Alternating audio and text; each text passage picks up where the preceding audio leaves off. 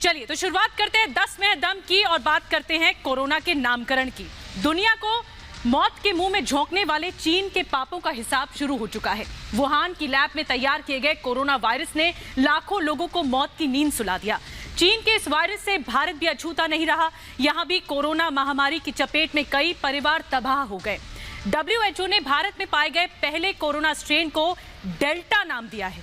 आज मैं कोरोना के तमाम वेरिएंट पर बात करूंगी और आपको बताऊंगी कि नरसंहार का जिम्मेदार चीन ने पूरी दुनिया में कोरोना वायरस को कैसे फैलाया।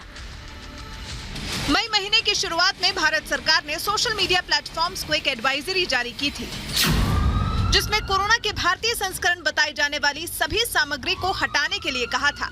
विश्व स्वास्थ्य संगठन ने विचार विमर्श के बाद कोरोना वायरस के लेबल का चयन किया। पिछले साल अक्टूबर में भारत में पहली बार पाए जाने वाले स्ट्रेन को डेल्टा का लेबल दिया गया। वहीं ब्रिटेन में सितंबर 2020 में खोजे गए स्ट्रेन को अल्फा और पिछले साल मई में दक्षिण अफ्रीका में पाए जाने वाले स्ट्रेन को बीटा कहा गया। जबकि नवंबर 2020 में सबसे पहले दक्षिण अफ्रीका में पाए वेरिएंट को अब गामा नाम से जाना जाएगा। भारत में पहली बार मिले कोरोना वायरस के वेरिएंट का नाम डेल्टा रखा गया। इतना ही नहीं, भारत में मिले दूसरे वेरिएंट को कप्पा के नाम से जाना जाएगा। विश्व स्वास्थ्य संगठन ने कोरोना के इन दोनों नामों का ऐलान करते हुए कहा कि ग्रीक अक्षरों का उपयोग करते हुए ये नामकरण किया गया। इसी तरह मार्च 2020 में अमेरिका में मिले वेरिएंट को एप्लिसिन, अप्रैल 2020 में ब्राजील में मिले वेरिएंट को जीटा और कई देशों में मिले वेरिएंट को ईटा।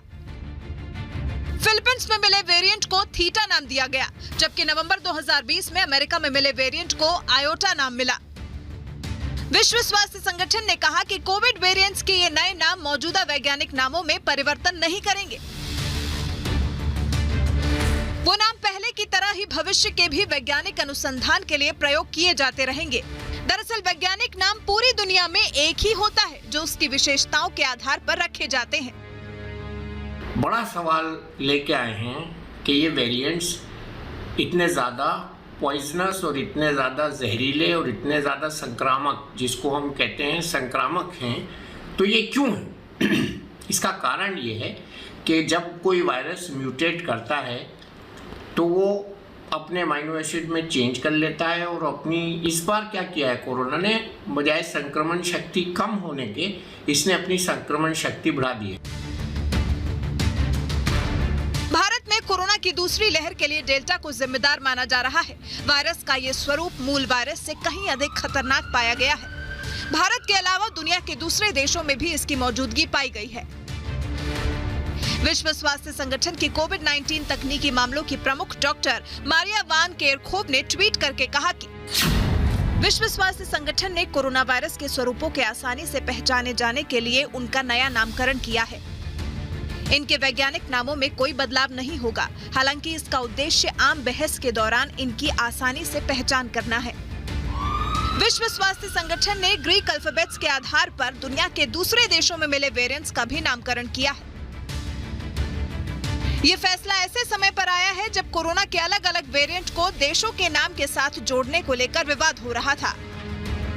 संगठन ने एक बयान में कहा कि एक विशेषज्ञ समूह ने वायरस के स्वरूपों को सामान्य बातचीत के दौरान आसानी से समझे जाने के लिए अल्फा, गामा, बीटा जैसे यूनानी शब्दों का उपयोग करने की सिफारिश की, ताकि आम लोगों को भी इनके बारे में होने वाली चर्चा को समझने में दिक्कत ना हो। तो आप इसमें स्पाइक्स देखते हैं, वो स्पाइक्स के अंदर हुक टाइप की चीज़ होती है जो पकड़ लेती है सेल्स को, एस रिसेप्टर्स को। तो ये पकड़ने की जो क्षमता है उसकी एस रिसेप्टर्स को, ये बढ़ा दी उसने। तो ये कारण है कि बहुत तेजी से फैल रहा है। संगठन के मुताबिक ये स्ट्रेन अब तक मिले दूसरे स्ट्रेन से कहीं ज्यादा घातक और संक्रामक है। विश्व स्वास्थ्य संगठन की तरफ से इन वेरिएंट को ऐसे समय में नाम दिया गया है जब भारत में पहली बार मिले वेरिएंट को लेकर केंद्र सरकार ने आपत्ति जताई थी, क्योंकि रिपोर्ट में ये भारतीय वेरिएंट बताया जा रहा था। भारत की आपत्ति के बाद विश्व स्वास्थ्य संगठन ने साफ किया था कि वो किसी देश के नाम पर किसी भी वेरिएंट का नाम नहीं रखता है। संगठन की तकनीकी प्रमुख डॉक्टर मारिया वेन केरखोव का कहना है कि वेरिएंट का नामकरण होने के बाद भी इसका वैज्ञानिक नाम नहीं बदला जाएगा।